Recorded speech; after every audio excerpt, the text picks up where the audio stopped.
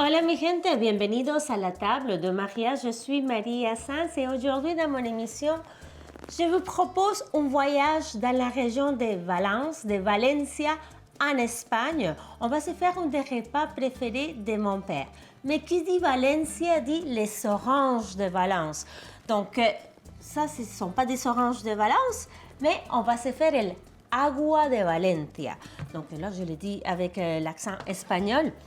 Donc c'est une boisson, c'est un cocktail très rafraîchissant dans lequel on met énormément de glace. C'est une boisson pour le prendre quand il fait chaud, sur une terrasse, avec quelques tapas, quelques pinchos. Et c'est tout simple.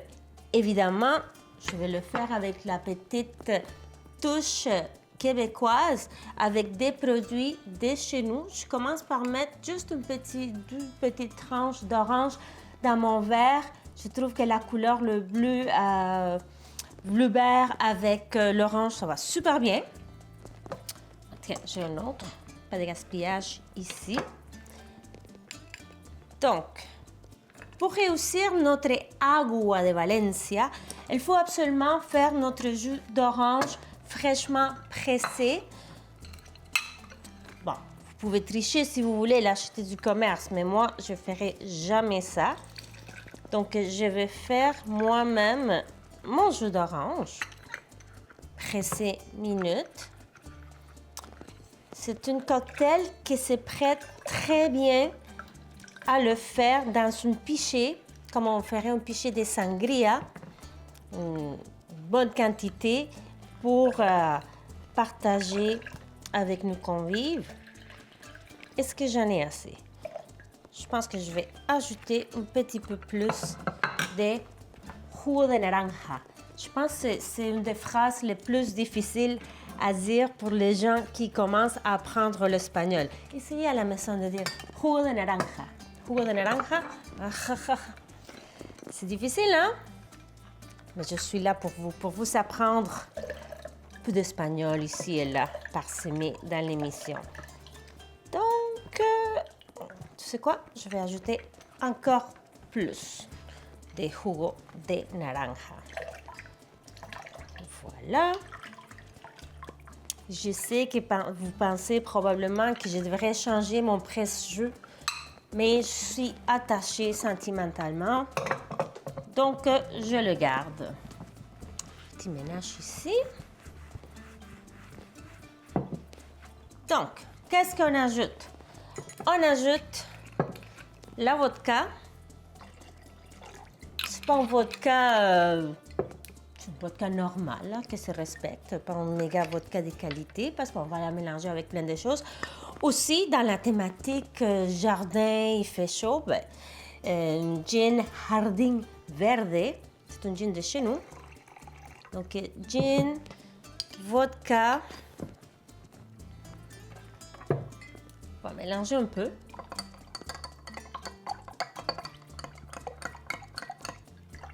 Vous pouvez ajouter du sucre si vous voulez, mais j'ai déjà goûté. Tiens, il me restait ici un petit peu de. Pas de gaspillage. J'ai déjà goûté mes oranges. Ils sont super sucrés, donc il n'y a pas besoin d'ajouter du sucre. On va venir verser dans notre verre. Voilà. Et le côté pétillant, rafraîchissant de l'agua de Valencia, ça vient du cava. Donc on pourrait dire que c'est la version espagnole, mais comme next level d'une mimosa, finalement. Voilà, donc cava. Oui. Voilà, on finit avec cava.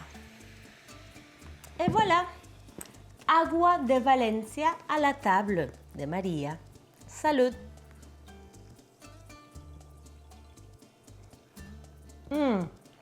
Oh, c'est le bonheur. Je suis déjà en vacances. Petite pause et on revient dans quelques minutes avec un arroz con conejo. Arroz meloso con conejo. Là, pourquoi je dis meloso? Meloso, c'est un riz qui est un petit peu plus mouillé, plus crémeux. C'est pas tout à fait la paella parce que Valence, c'est vraiment le berceau de la paella. Et les Valenciens sont très spécifiques avec la paella. Je vais revenir là-bas avant de... En fait, je vais couper mon lapin et je vais continuer avec l'histoire tout à l'heure parce que j'ai tellement d'informations dans la tête, donc j'ai toutes sortes d'histoires. Mais bon, je commence par vous montrer mon petit lapin que je ne l'ai pas sorti de l'emballage parce que je voulais que vous puissiez voir que c'est un lapin qui vient de chez nous, un conejo de Québec. Là, j'ai pris un petit conejo. C'est drôle, je me trouve drôle. Quand je suis allée à la boucherie, je dis, je vais vous prendre un petit lapin. Petit lapin. Et bien, c'était le plus petit. Que je ne crois pas que je vais l'utiliser au complet. Parce que je me fais un repas pour deux, comme... c'est une genre de date night avec chérie. Donc, voilà le lapin. On va sortir tout l'intérieur, donc los riñones, les reins, il y a le cœur aussi, le foie. Le foie, on va faire quelque chose avec, vous allez voir, c'est délicieux. Donc, je vais le mettre de côté. On va venir couper les mains, las manitas, mais en fait, c'est des pattes, là. Mais en Espagne, on dit les mains parce que, ben, c'est beaucoup. Donc, on va venir couper les pattes aussi. Voilà. Les pattes d'en arrière. Puis, avec les restes, je ferai un autre petit... Ben, peut-être on pourrait le faire cuire au complet parce qu'en fait, il n'y a pas beaucoup de viande. Et, chérie, il y a un très bon appétit. En fait, moi aussi. Donc, vous voyez, on a des morceaux comme ça. Pour le reste du corps, on pourrait les couper en tranches et ensuite on les coupe en deux. Et voilà, ça va nous faire des beaux morceaux. Qu'est-ce que je vais faire aussi? C'est commencer à chauffer un peu d'huile d'olive espagnole dans lequel on va faire revenir le lapin. Donc, on va prendre une petite pause pour que je puisse continuer à faire le découpage de notre lapin et aussi pour continuer avec l'histoire de la paella à Valencia. Donc, petite pause et on revient avec notre lapin tout coupé, avec le petit lapin, conejito. Voilà, j'ai fini de découper mon petit lapin. Je vais juste peut-être me mettre un petit peu plus confortable côté cheveux. On va tout simplement ajouter du sel et du poivre. C'est tout. Pour faire dorer notre lapin et dans le même poêlon. Oh, ça chauffe là, ça chauffe. On va faire, une fois qu'on va dorer notre lapin. Oh, je m'attendais à plus de bruit que ça. Je m'attendais que ça chante plus. Une fois qu'on dore notre lapin, on va le sortir et dans la même poêle, on va faire revenir les légumes. Donc, pour les légumes, on va faire du poivron rouge, beaucoup d'oignons. On va faire du poivron rouge, vert, rouge. Ces poivrons-là, ils viennent d'Espagne. Je sais que je suis, faut acheter local, et là. Oui. Et je suis allée l'acheter à pied. J'ai marché jusqu'à le marché Jean Talon. Là, je vais mettre du sel de l'autre côté. Mais, là, quand j'ai vu des piments de l'Espagne, je ne pouvais pas m'empêcher. Je l'ai acheté. Voilà, c'est ça. Mais vous prenez du poivron rouge d'ici, là. Donc, on va faire dorer nos pièces de lapin. Là, pour le foie, il va cuire beaucoup plus vite. Donc, on va le faire cuire un peu seulement. Après, on va le sortir et on va se faire una picada. Donc, qu'on va ajouter à notre arroz, à notre riz. Donc là, en attendant, pendant que le lapin prend la coloration, je vais commencer à couper mes légumes tout simplement en julienne. Vous n'avez pas besoin de voir tout cela. Mais je voulais juste mention spéciale pour l'ail. Pourquoi? Parce que je suis très fière de vous annoncer que mon fils travaille au marché Jean Talon dans une kiosque de fruits et légumes et c'est lui qui m'a vendu ces magnifiques gousses d'ail kebab. Malheureusement, il vient de l'Argentine, mais bon, c'est ça qu'il y avait. Donc, c'est ça que j'ai acheté. Donc, mention spéciale pour mon fils Simon qui travaille au marché Jean Talon. Donc, voilà, on fait dorer le lapin et je vais couper mes légumes. Et voilà, petite pause et on se voit dans quelques minutes ici à la table de Maria.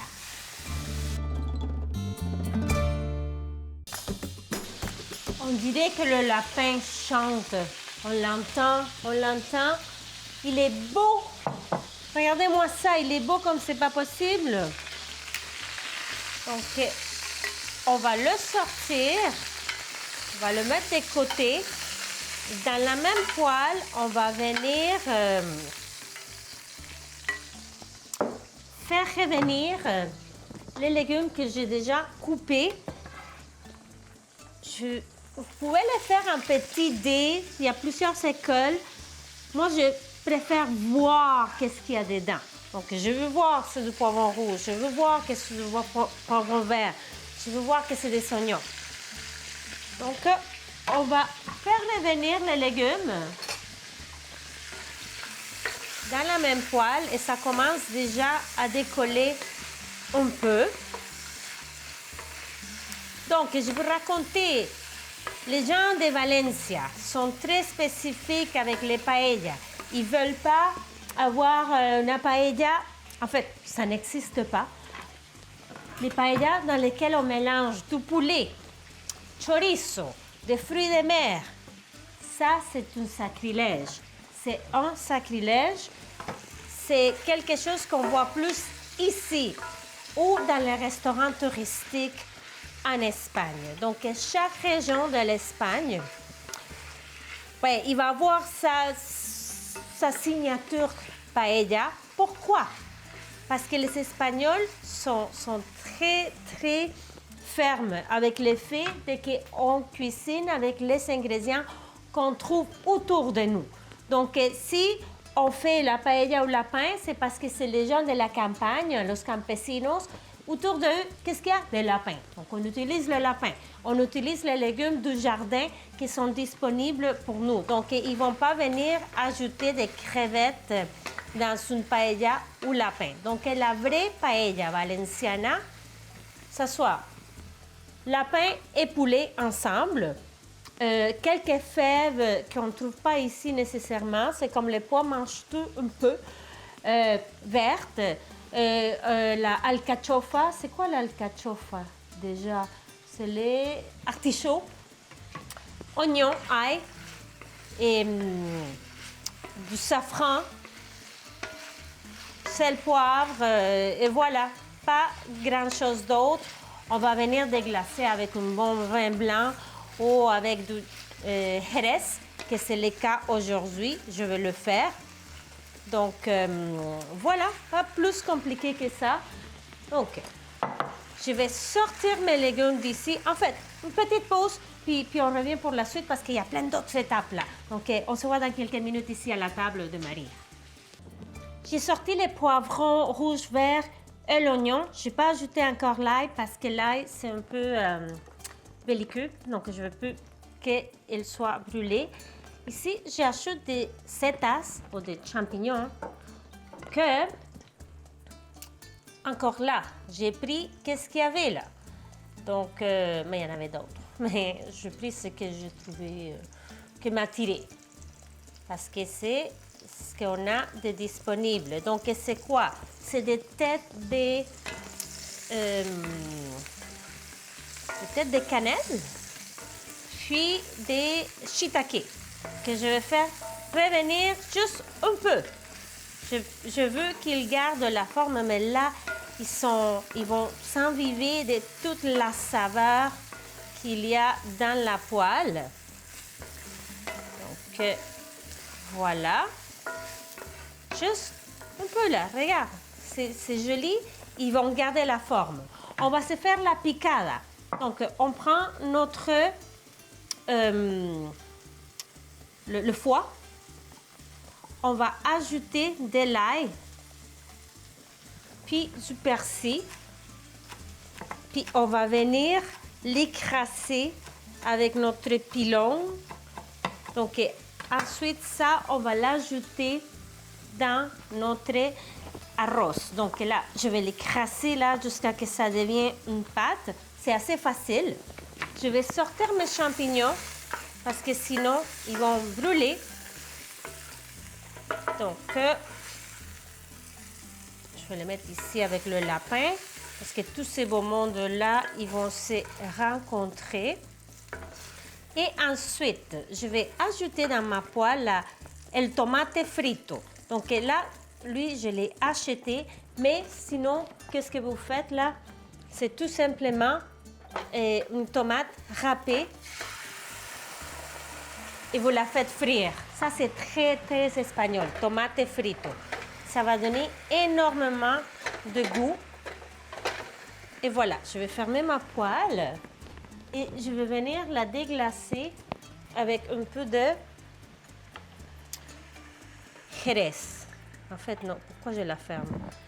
Voilà, un peu de Jerez, ça va aider aussi avec notre bouillon.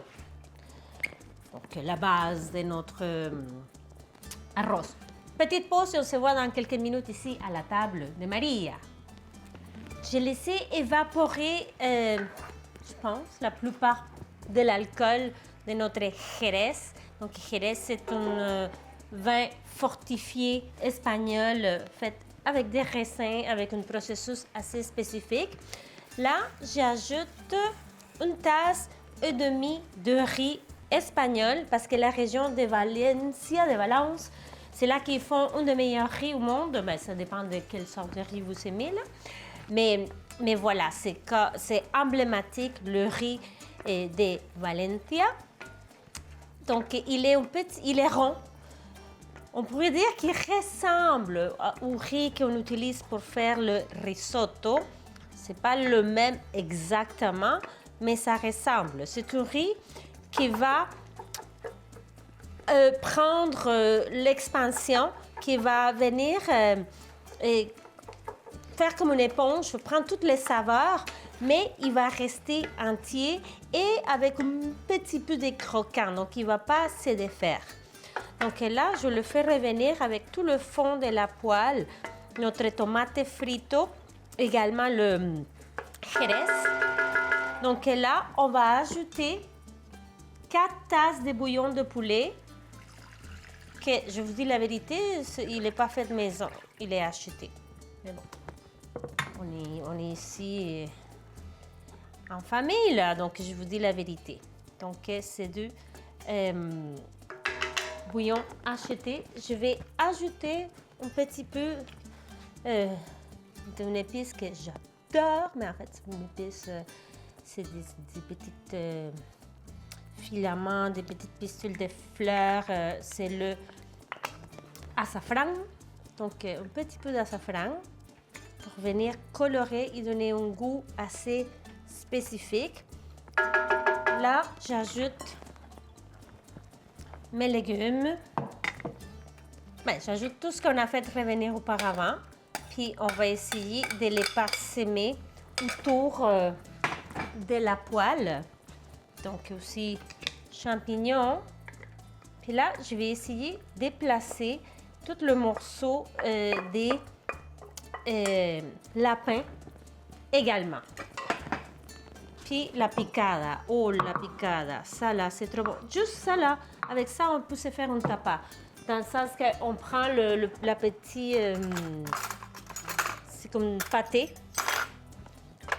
puis on le met sur un morceau de pain et c'est trop bon. Donc ça va venir donner énormément de goût aussi. Donc je vais la parsemer partout. Donc petite pause, le temps que je replace tous les ingrédients. Et que ça va cuire à peu près 18 minutes avec mon riz espagnol. puis on le laisse reposer, puis on ne le touche pas là, c'est pas un risotto. Une fois que je vais le placer, on va le laisser tranquillement. Donc on se voit dans quelques minutes ici pour la dégustation de l'arroz con conejo. Hola María. Et voilà, arroz meloso de conejo à la table de Maria. Très important de laisser reposer le riz. Donc je vais essayer de me faire une assiette avec un petit peu de chaque ingrédient. Je ne sais pas si vous pouvez voir à l'écran, mais le riz est crémeux. Il est aussi, mouillé. Dans le sens qu'on ne veut pas un riz qui soit sec, fluffy. Non, non, non, non, non. On veut quelque chose de vraiment humecté, si on peut dire ça. Là, la pièce de résistance.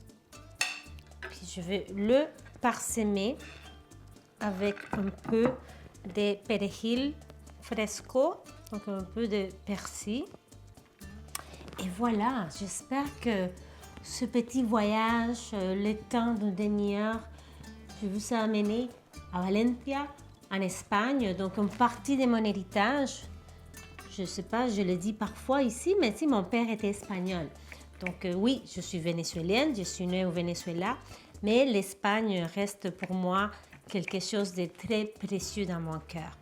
Donc sur ça, je vous dis buen provecho et je vous invite à nous suivre sur les médias sociaux, ici Télévision et moi, Maria Sanz, sur Instagram, Maria Sanz COM, sur TikTok, Maria Sanz Montréal. Sur TikTok, il y a plein de vidéos derrière les scènes quand je vais faire mes emplettes ou marcher Jean Talon, tout autour de moi ici ou marché ou quartier Villeray. Donc, je vous invite fortement à aller regarder ça. Et voilà. Buen provecho y hasta la próxima. Con agua de Valencia. Très important. Oh, la picada, un petit peu ici du foie. A ver. Está caliente.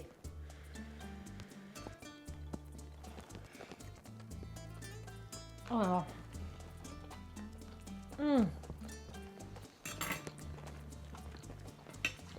Magnifique. Hasta la próxima. Besitos.